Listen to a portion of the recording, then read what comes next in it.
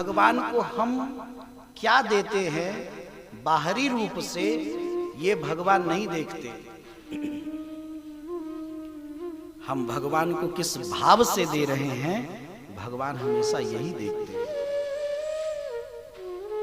बिना भाव बिना प्रेम रीझे नहीं, नटवर नंद किशोर।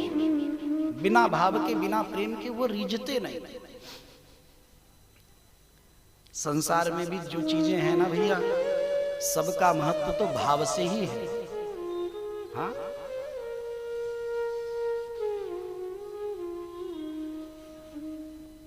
आप सोचिए, हम तो जगत के सामान्य जीव हैं, सामान्य प्राणी हैं। हम भी तो यही कहते हैं भैया हमें भाव चाहिए, हमें प्रेम चाहिए।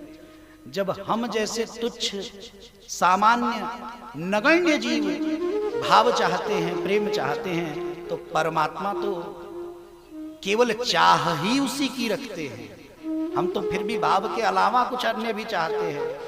और कई बार तो ऐसी स्थिति बन जाती है कि हमारे मन में ऐसा भाव आ जाता है कि ये भाव से मिले चाहे कुभाव से मिले, पर हमें मिल जाए।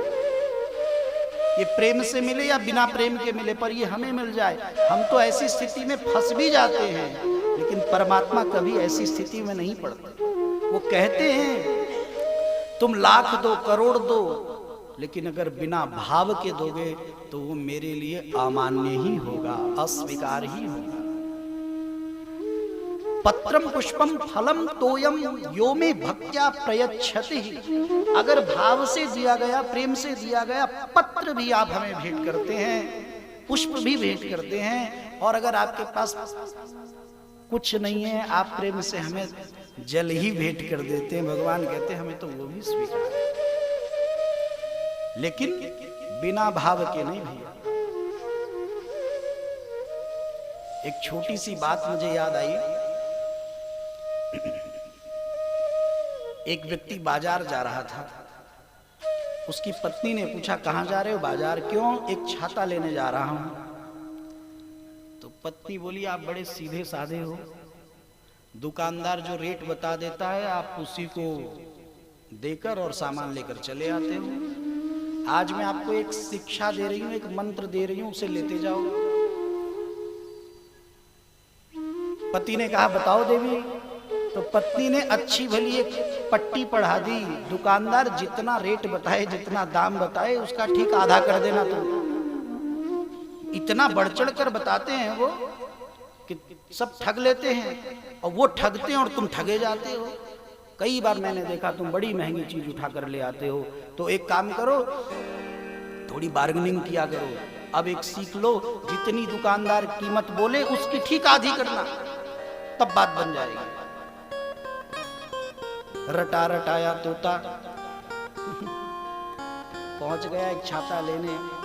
उसने पूछा भाई साहब ये छाता कितने का है? दुकानदार ने कहा 20 रुपए का है। तो रट के ही आया था, कहा भाई साहब 10 रुपया दूंगा।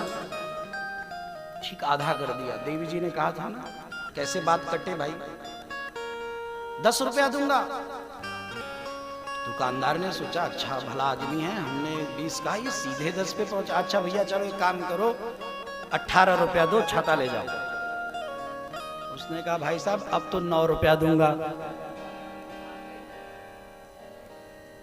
उसने कहा देखो ऐसे बात नहीं बनती, लेने वाली बात करो। चलो देखो 16 रुपया में तय कर लो।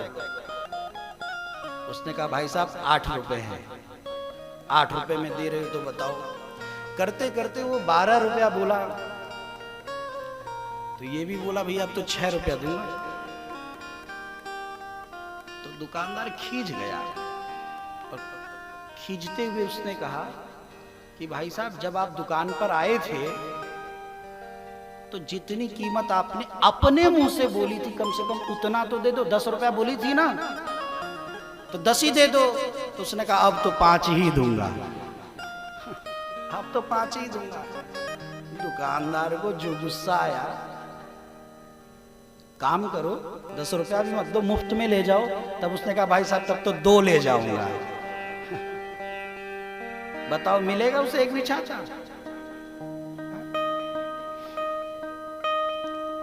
मतलब क्या है, अगर आप एक भाव पर नहीं टिके, एक मूल्य पर आप नहीं टिके, एक भाव पर अगर आप नहीं ठहर पाए, तो दुनिया का जो एक सामान्य सा छाता है ना, उसकी छाया भी आपको नसीब नहीं हो पाएगी। तो इसी तरह आप भाव और प्रेम पर अगर गोविंद के चरणों में नहीं टिके, तो कृष्ण की भी कृपा रूपी छत्र छाया आपको नसीब नहीं हो पाएगी। सीधी सी बात है। संसार में बिना भाव के छाता नहीं मिल रहा है, भगवान बिना भाव के मिल जाएंगे? इतना छाता से भी सस्ते भगवान हो गए? नहीं।